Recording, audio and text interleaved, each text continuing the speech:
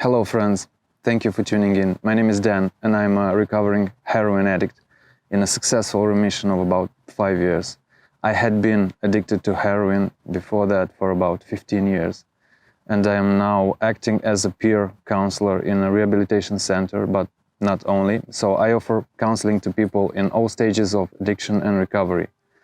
I've created this channel as a safe space for asking questions, finding answers, and sharing experiences in order to understand and overcome addiction.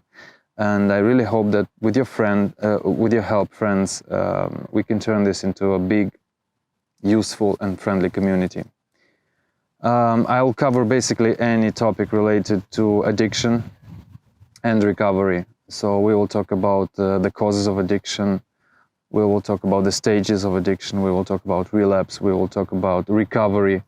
We will talk about how should relatives, parents, friends of people suffering from addiction, how they should behave themselves in order to help that person. So basically we will cover everything about addiction on this channel. I will start, however, with my personal experience, because I believe real life examples inspire people the most to get into treatment and recovery. So that certainly was my case, because nothing could inspire and motivate me more as a real life example of an addict who is clean and happy. So I'm 39 years old now. I was born and raised in the Soviet Union, namely in the Republic of Moldova. I grew up in a very dangerous time. It was the 90s. There was a very strong criminal subculture that ruled our country, basically. So it was a really unsafe and dangerous time. And as a child, as a young person growing up, I have been robbed a few times while coming back from school. So my neighborhood was a really dangerous place. The entire city was pretty much a dangerous place. I think that affected me very much. So at a very young age, I lost the sense of safety, of security. And that, coupled with a few other things like my upbringing. Now, my parents are the greatest people. I would never even think about blaming them or anything like that. But I have to acknowledge certain things in order to get better, in order to heal. So my father, when he got really angry with me, he used to shout things like, "You're nothing, you're nobody, you're worthless." And that really injured my self-esteem. Plus, I was a very friendly, cheerful, open little fellow, open to the world. I've been betrayed a few times. I've been mistreated. I've been hurt a few times as a teenager, as a young man growing up. So that all coupled together made me feel really uncomfortable. So I was living with the real emotional discomfort. You couldn't really tell, because I was popular in school. I was very sociable. I was the bad boy, rebel type in school. So you couldn't really tell, but I was feeling really uncomfortable, really unconfident, really seeking validation, really uncomfortable. And at about 13 years of age, I was getting tired of feeling this permanent fear, this uncertainty. So I decided to do something about it, and I realized that in order to gain this safety and to stop feeling the way I was feeling, I had to join the wolves. Because the way it was, you were either a wolf or a sheep, and I was tired of being a sheep. So I decided to join the wolves.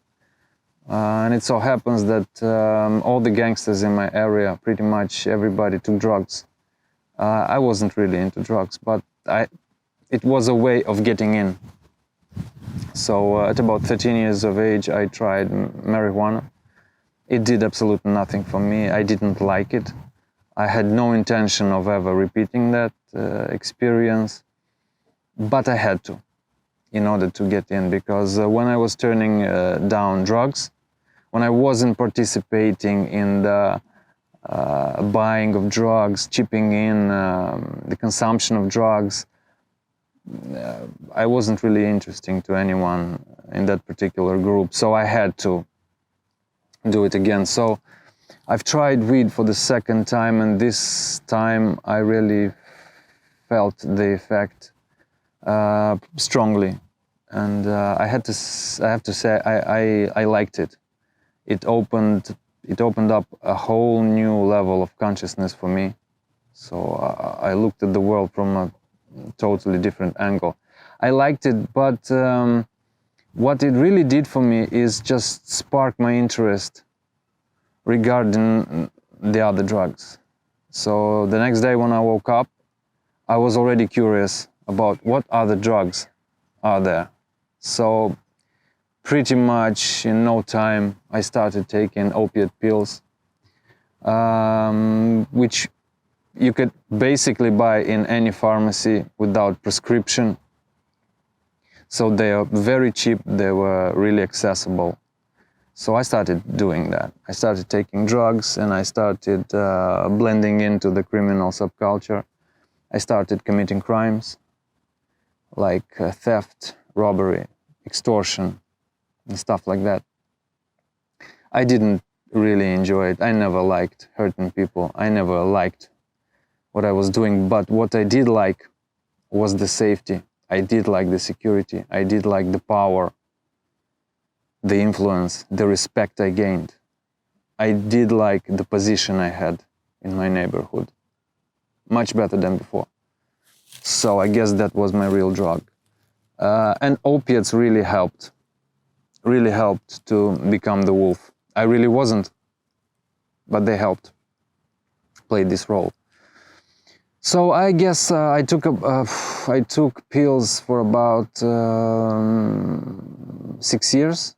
I also tried basically all the type of drugs in that period of time, but really opiates were my thing, because I liked the way they make me feel. Everything that I liked about myself was enhanced. Everything I didn't like about myself just disappeared. So I didn't have any fear, doubts, uncertainty. I was confident. I was able to express my thoughts clearly. I could talk to anyone about anything, and I always got things done. So I really liked the state they gave me. My consumption was kind of under control until the age of 19. Well, my parents noticed that I was up to no good, but I always kind of managed to keep it sane, if I could say that. So at about 19 years of age, I had the opportunity to go to the UK for the summer. I was a student, so I could go to the UK within a work and travel program to pick strawberries in the UK. So I wasn't really into labor. I've never done it. But the idea of seeing the UK, being born in the Soviet Union, I was basically ready for anything. So we made it happen. I'm not going to go into the details. It was really difficult. It cost us a lot of money. My parents had to borrow a lot of money. So I had the responsibility of paying back this money. So long story short, I went to the UK. It all went bad. I couldn't gather the sum of money that I had to. So I was forced to stay there. Even after my visa ended, I stayed there illegally for 4 years. I started work. I went to London. I started working in construction. The first year was okay. I was working, I was drinking alcohol, I was smoking weed every now and then, because that was kind of what my friends were into at the time. The people I was living in, they weren't into hard drugs, so I just kind of kept it at that level. No crimes, no nothing, just a pretty basic life. And after 1 year, I was a bit drunk and I was approached in the street by a drug dealer who offered me heroin. And I instantly had this image in my head of John Travolta in the movie Pulp Fiction, when he took some heroin and was riding in his car. So I just had to try it. So I bought some heroin, went home, and I snorted a line.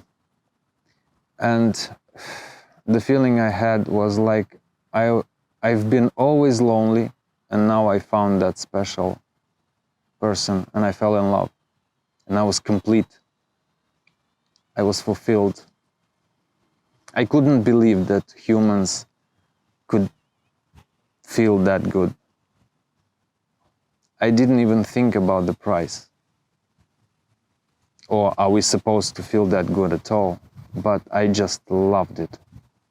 I loved the state I was in. It was like a warm hug from God. It was incredible. I never wanted to be sober again. Why would I? So I got hooked. I was doing it every day. I loved the state I was in, so I was doing it every day.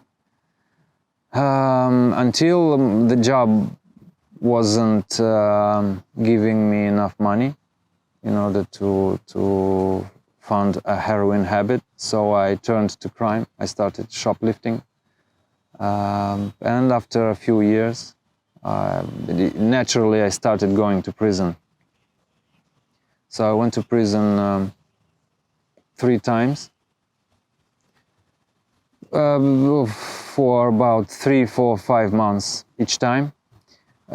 Each time when I got released, I went straight back to the dealer and I got hooked on heroin again. So I was unable to change anything. I wanted to, I really did. I got clean in prison and I had no intention of turning back to heroin, but there's nothing I could do, really. So when I got locked up the 4th time, I said to myself, I don't want to be released in the UK. I just can't handle it. So I asked to be put on a plane and sent home. So I came to Moldova. But what I didn't realize that I brought my addiction with me. And very soon, in about a month or so, I started looking for heroin in my city. And it so happens that in my city, everybody was injecting it. Nobody was snorting it or smoking it. There was none of that. Everybody was injecting heroin. So naturally, I started injecting heroin. And my addiction got really heavy. I couldn't hide it anymore. My parents knew that I was taking hard drugs because I couldn't really keep it a secret. Plus, things were disappearing from the house. I was taking my things, their things, to the pawn shop all the time. I was borrowing money from everybody I could. I had loans, like credits, and people were calling our house looking for me. I had problems with the police. It's just that my parents always solved them. They never allowed me to go to prison. So, yeah, that went on for a good few years. Until my addiction started destroying me completely and my parents. So my mother's tears, I couldn't bear looking at that anymore. And she persuaded me to start seeking help. So we did, and we tried everything. We tried medicine, we tried these healers, with herbal potions, we tried monasteries, we tried priests, we tried anything you can think of. pills, pharmacology, anything. Nothing worked. I just couldn't stay sober for more than, I guess, 2 weeks.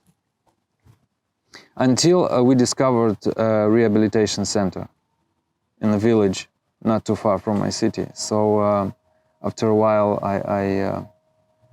I underwent a rehabilitation program. It was based on the 12-step program. It was a therapeutic community. My program lasted for 9 months. I was doing okay, I guess, but I failed. So after a month, I returned to heroin. Why? Because I had no idea what I want to do with my life. I had no idea who I am. I did not have an alternative.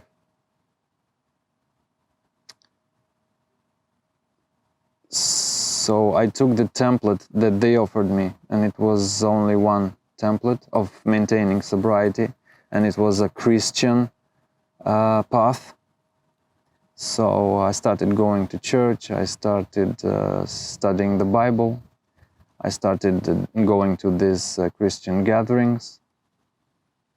But after a while I just realized that it wasn't me. I didn't feel that I belonged there. I didn't understand, I didn't like this lifestyle. I didn't particularly like the people. So it just didn't work for me. So after a while, when this disappeared, I had no alternative. I had nothing left. If I'm not a drug user, then who am I? And if not crimes and drugs, then what should I do? I didn't know. So I returned to the only thing I knew, drugs and crime. And that set off another very serious period of my addiction, I guess the most serious one. It was worse than ever. It lasted for about 5 or 6 more years, and in that period I even started selling drugs in order to fund my habit, because I couldn't fund such a huge habit anymore. So I started selling heroin, and after a while I got caught and I got sentenced to 7 years in prison. And I went to prison. It was hell. We are talking about prisons in the Republic of Moldova. It was hell.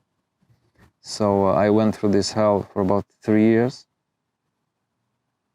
hooked on heroin, hooked on opiates as well, because they were very accessible in prison. So I was addicted in prison.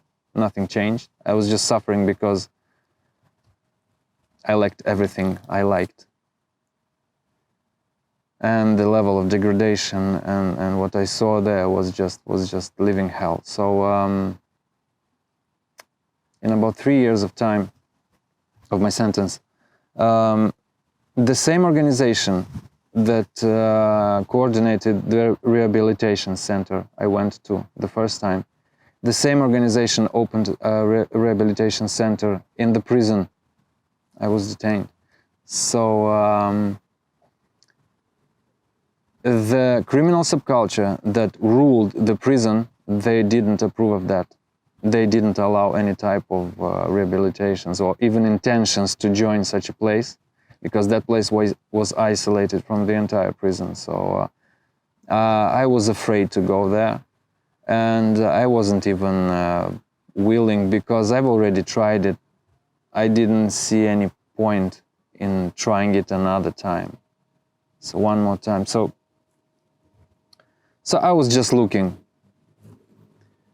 at the people I knew who were entering and exiting the prison, and they were encouraging me to join the rehabilitation center, but I just wasn't ready for that. And soon my father died, and that was the biggest hurt, the biggest pain I ever felt in my life. And the level of guilt and regret and the pain that I felt couldn't be numbed by any quantity of drugs, alcohol, pills, anything I could find in prison. Nothing worked. I felt horrible. So after about 3 days of trying to numb the pain and taking absolutely any substance I could come across, not sleeping for 3 days, I suddenly looked around me and I saw the place I was in and the people that surrounded me. And I thought to myself, is this what I was born for? Is this what was intended for me? Is this my life? And I realized that no, it's not. This can't be my life. This can't be my vocation. This can't be what I was intended for. And I realized that I either start moving towards light right now, or I remain in the darkness forever. And at that very moment, I went to the administration of the prison and I said that I want to join the rehabilitation center. And I did. It was very difficult. I had to fight my way through the entire prison because the prisoners found out and they wanted to punish me violently.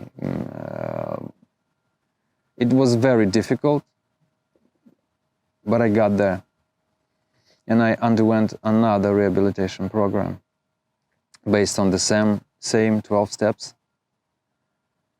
But this time I really meant it. This time I really fought for my life. This time I really analyzed my life. I found the cause of my addiction. And I realized that in order for me not to return to drugs, I have to really appreciate life. I have to build my life in such a way that I would never change it for heroin again. So I started thinking, and I knew exactly what I wanted my life to be, every aspect of it. So when I was released, and I was released about 2 years earlier on parole, I knew exactly how my life should be. I knew where I wanted to work, what salary I want to have, what friends I want to have, what kind of relationship I want to have, what I want to do in my weekends, on the weekends, what I want to do on vacation, how I want to spend my free time, what do I want to learn.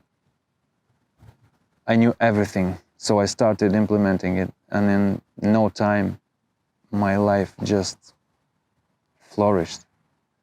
I had the life I dreamed about.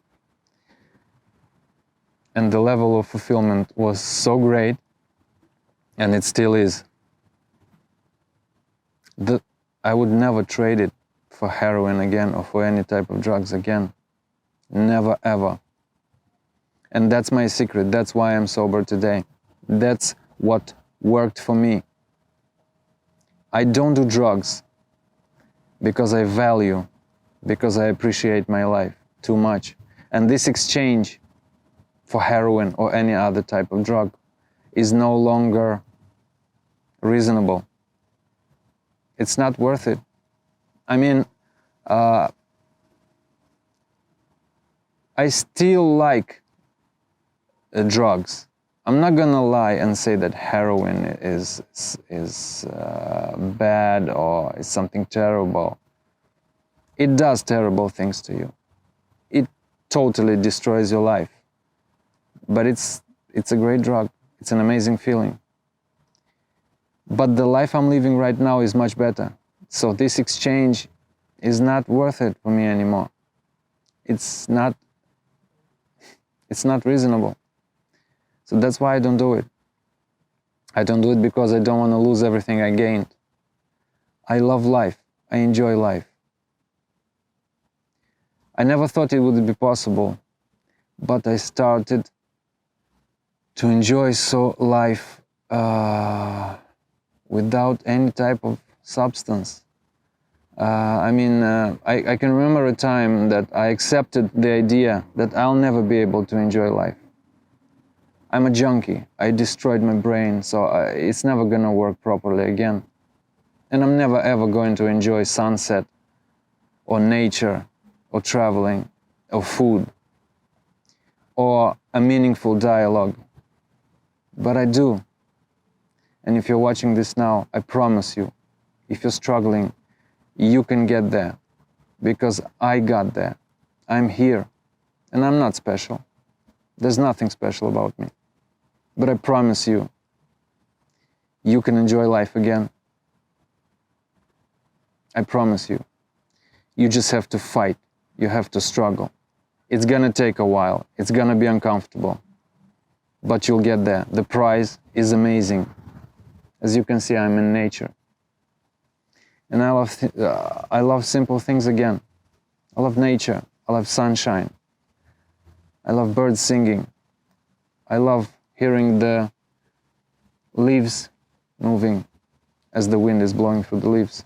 I love it all. I like walking. I like talking to my wife. I like talking to my friends. I like traveling. I like being alone. I like being with friends. I like it all. I love it. I love every second of it. And in the future videos, I will also share a few practices I do on a daily basis just to maintain my sanity and maintain my level of appreciation and just basically stay grateful and love life and enjoy every second of it. So I welcome you on this journey with me. Please subscribe, like, so more people can see these videos. And thank you for watching, friends.